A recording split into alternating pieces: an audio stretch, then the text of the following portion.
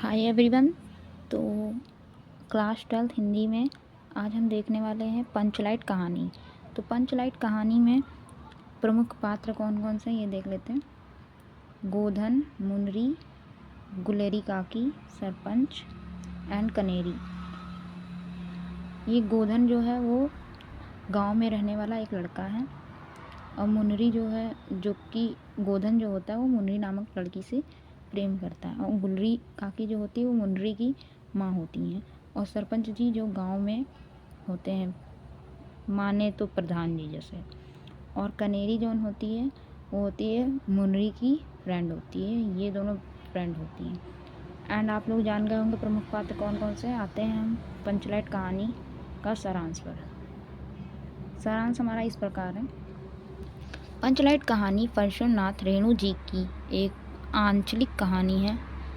इस कहानी में बिहार के एक पिछड़े गांव के परिवेश का बहुत ही सुंदर चित्रण किया गया है। ओके फ्रेंड्स, तो इस कहानी को किसने लिखा था? परशुनाथ रेणु जी ने। ये मोस्ट इम्पॉर्टेंट है, इसको लर्न करके रखिएगा नेम। एंड हमारा सेकंड आ जाता है। सब गांव में गोधन का नाम, ये सब नहीं, गांव में, यहाँ से शुरू है। गांव में गोधन नाम का एक लड़का है जो गांव की एक मुन्नी नाम की लड़की से प्रेम करता है। जो कि अभी हमने ऊपर बताया, मुन्नी नाम की लड़की से कौन प्रेम करता है? गोधन। मुन्नी की माँ गुलरी काकी ने गांव के पंचों से गोधन की शिकायत की थी कि वह उसके घर के सामने से सिनेमा का गाना गाता हुआ गुजरता है।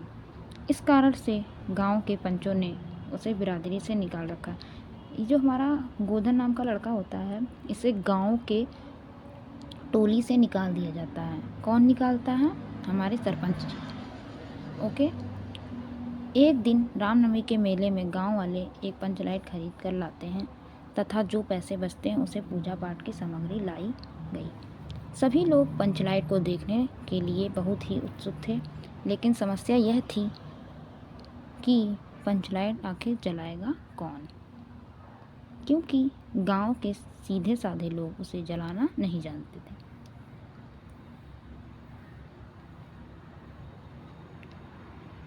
मुनरी को पता था, जो मुनरी थी, गोधन जिससे प्यार करता था यानी प्रेम करता था, उसे पता था कि गोधन पंचलाइट जलाना जानता है।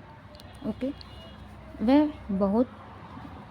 वह बड़ी ही चतुराई से अपनी सहेली कनेली कौन थी? ये मुनरी की सहेली थी, के माध्यम से यह बात पंच तक पहुंचा देती है।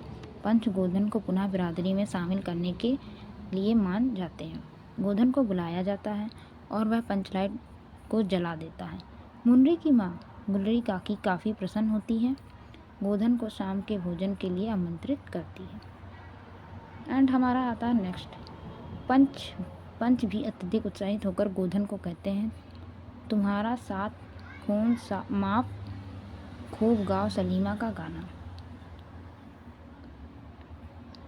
पंचलाइट की रोशनी में लोग कीर्तन और भजन करते हैं तथा खुशियां मनाते हैं। एंड हम फिर से देख लेते हैं, पूरा रिवीजन कर लेते हैं पंचलाइट कहानी का सारांश। पंचलाइट कहानी में आपको पता तो चल गया होगा कि परमेश्वरनाथ रेणु जी द्वारा लिखित कहानी है, जो कि एक गोधन नाम के लड़के की कहानी है। तो आप लोग इसको देख लीजिएगा अच्छे से। बहुत ही सरल भाषा में लिखी गई है।